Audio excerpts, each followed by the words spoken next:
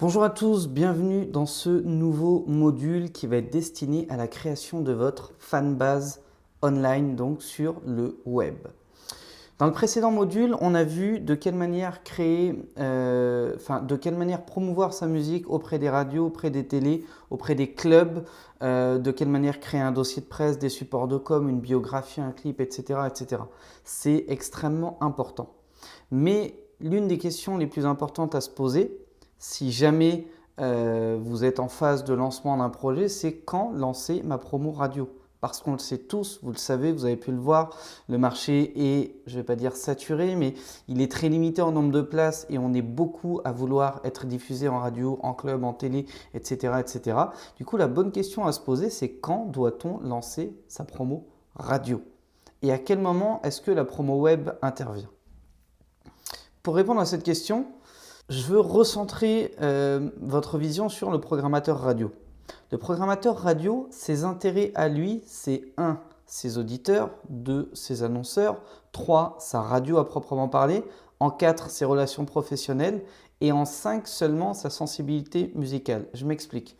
Un programmateur radio, ce qu'il veut avant toute chose quand il décide de programmer un titre, c'est que ses auditeurs soient contents et c'est que ses auditeurs en parlent autour d'eux pour attirer encore plus d'auditeurs. C'est la seule mission prioritaire qu'on lui confie. Un programmateur radio peut jouer de la merde, tant que sa merde attire un max d'auditeurs, tout le monde sera content. Un programmateur peut jouer 25 fois le même morceau dans une journée, tant que ses auditeurs sont contents et que ça attire d'autres auditeurs, eh bien tout le monde sera content. Donc sa première priorité à lui, c'est ses auditeurs. Et souvent les refus que vous avez quand vous démarchez des radios et que vous n'avez pas fait attention à la qualité et la sensibilité de leurs auditeurs, c'est qu'ils vont vous dire « Non, je suis désolé, c'est pas format, c'est pas pour moi ». Essaye plutôt là-bas ou essaye plutôt là-bas. C'est parce qu'ils ont le sentiment à l'écoute de votre titre et à l'écoute de la présentation que vous faites de votre artiste ou de votre projet, ils ont vraiment l'impression que ce n'est pas fait pour leurs auditeurs.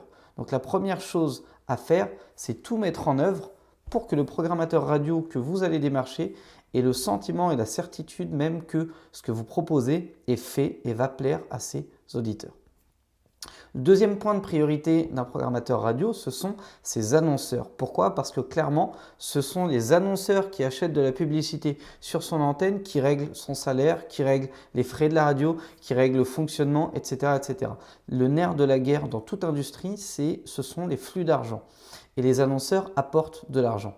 Alors sa priorité à lui, c'est de tout faire pour que les annonceurs qu'il a actuellement, qui sont des clients réguliers, qui sont déjà clients dans sa radio, continue d'investir dans sa radio. Et pour ça, la seule chose qu'il a à faire, c'est de maintenir le cap sur l'avatar de sa radio. L'avatar, on va en parler un petit peu plus tard dans ce module, c'est entre guillemets le client idéal, le fan idéal.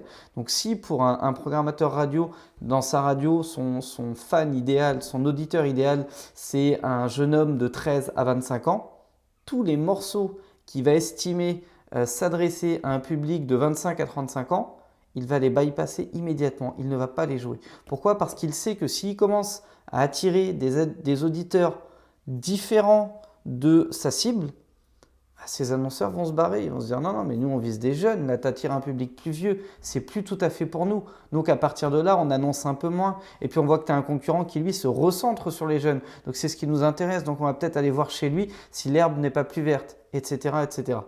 Et en fait, ces deux enjeux-là sont les deux prioritaires, les deux majeurs qui vont faire qu'un programmateur va se pencher sérieusement sur un titre ou pas.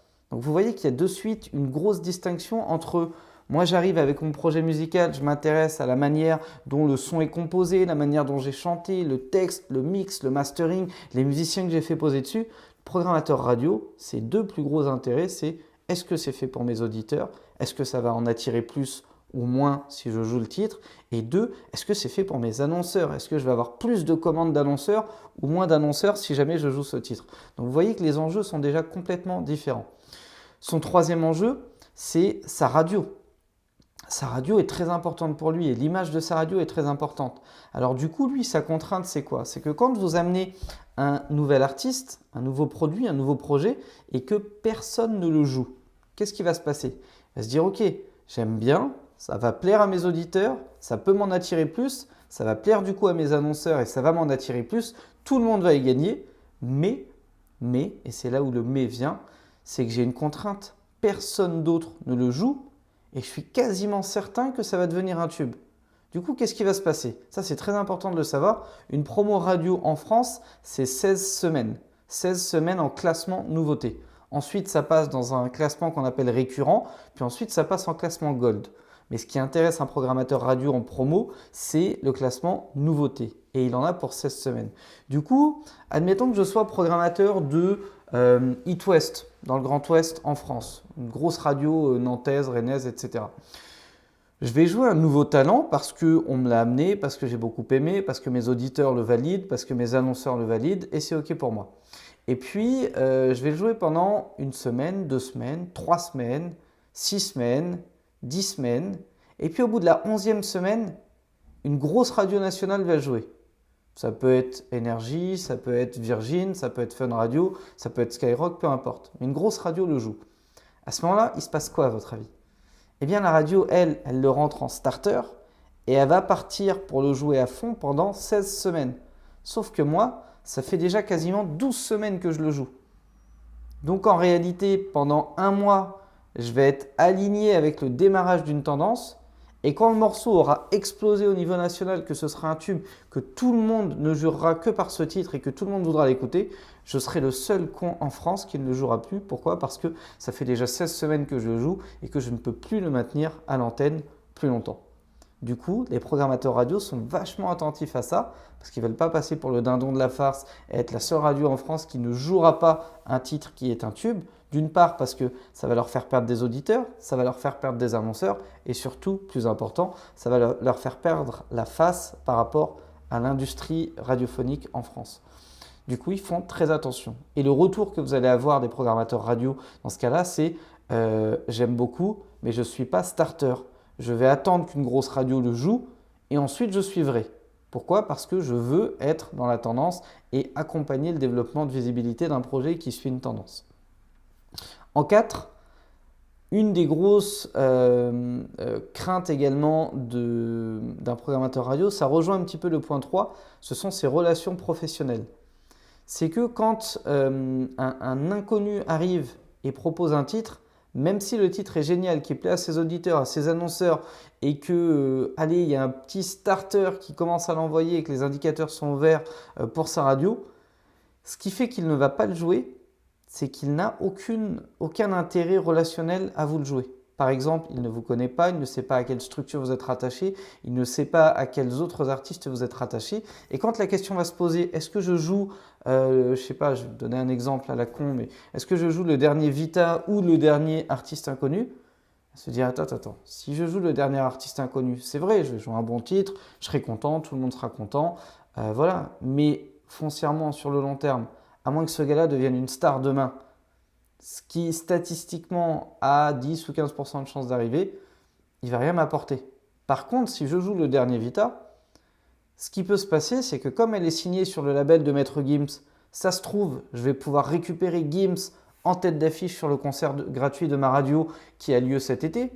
Si ça se trouve, la maison de disques va me débloquer des budgets pubs supplémentaires pour appuyer la promotion du titre. Si ça se trouve, la maison de disques va me dire oui pour les 2-3 gros artistes tête d'affiche que j'ai demandé pour le concert des 5 ans de la radio par exemple, etc., etc.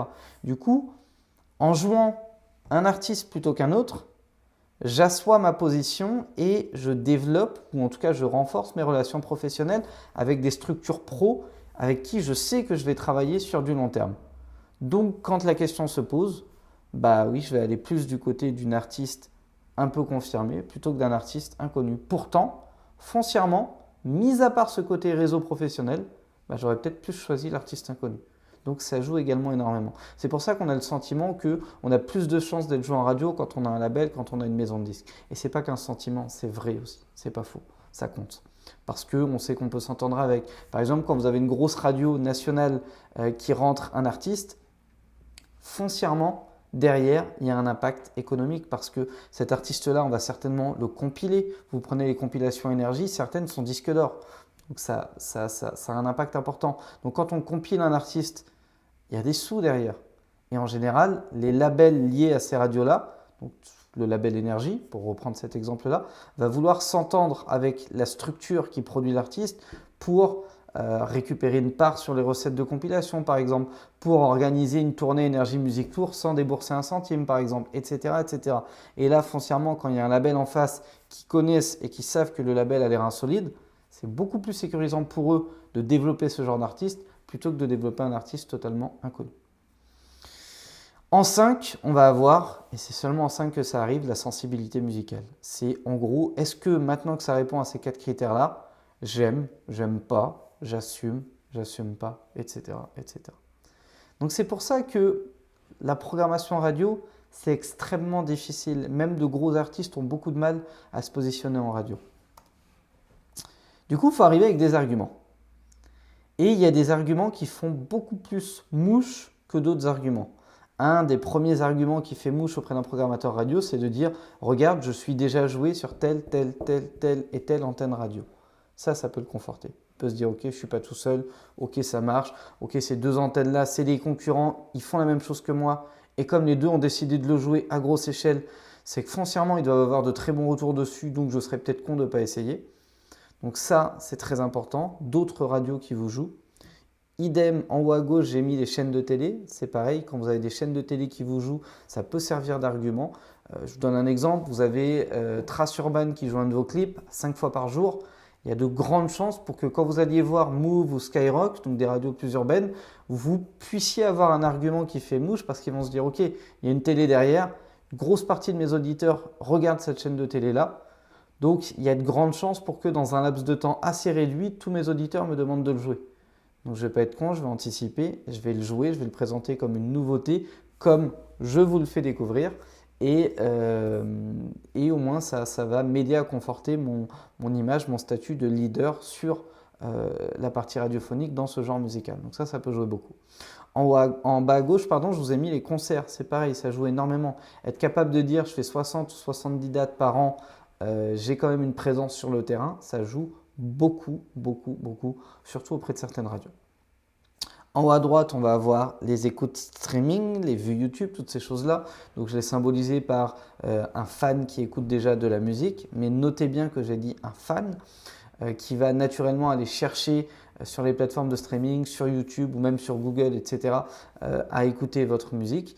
Et puis, j'ai mis en bas à droite le buzz parce que c'est pareil, quand vous êtes capable de développer une visibilité online, d'avoir des webzines qui vous relaient, des influenceurs qui vous relaient, d'avoir pourquoi pas des collaborations, des featuring qui vous mettent en avant, qui vous permettent de récupérer la fanbase d'un autre artiste, etc., etc., bah c'est pareil, ça fait mouche parce qu'on vous voit comme un phénomène, comme une force montante, comme une valeur à suivre.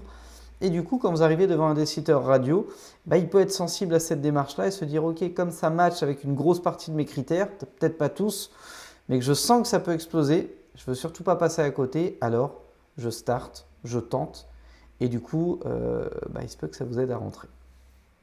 Alors du coup, pour avoir des arguments choc, la solution, surtout quand on part de rien, qu'on n'a pas de radio, pas de télé, qu'on fait très peu de concerts, qu'on n'a pas de gros résultats en termes de streaming, de vues YouTube, etc., eh bien la solution, c'est de faire de la promotion web, du marketing online.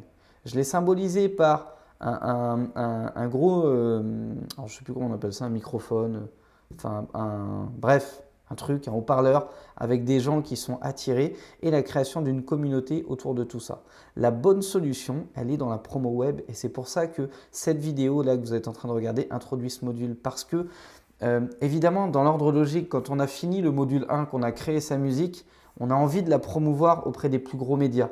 Et il faut essayer, je ne dis pas qu'il ne faut pas le faire, il faut tester. Il faut pourquoi pas aller vers des contacts radio, des contacts en télé, en club, pourquoi pas prendre un attaché de presse et essayer, ça peut marcher. Parfois, moi ça m'est arrivé sur un artiste qui s'appelle Jack Perry, on a été faire une écoute en radio, le programmateur a crié au génie, il l'a rentré, quelques jours plus tard on était sur Énergie et quelques jours plus tard ça a explosé. Ça arrive. C'est extrêmement rare, ça m'est arrivé qu'une seule fois, mais ça arrive. Donc il faut tenter. Maintenant, si ça ne marche pas, s'il y a des freins, si les attachés de presse ne sont pas chauds pour travailler votre projet, etc., ça ne veut pas dire que le projet est bon à jeter. Ça veut simplement dire que vous avez un travail de création de fanbase, de promotion, de marketing online pour attirer un public de plus en plus grand à vous découvrir, à vous connaître, à vous soutenir et pourquoi pas à continuer de promouvoir ce que vous faites. Et pour ça, il y a plein de techniques, de méthodes et de stratégies à mettre en place dont on va parler précisément dans ce module qui va vous aider à créer votre fanbase en ligne. C'est parti.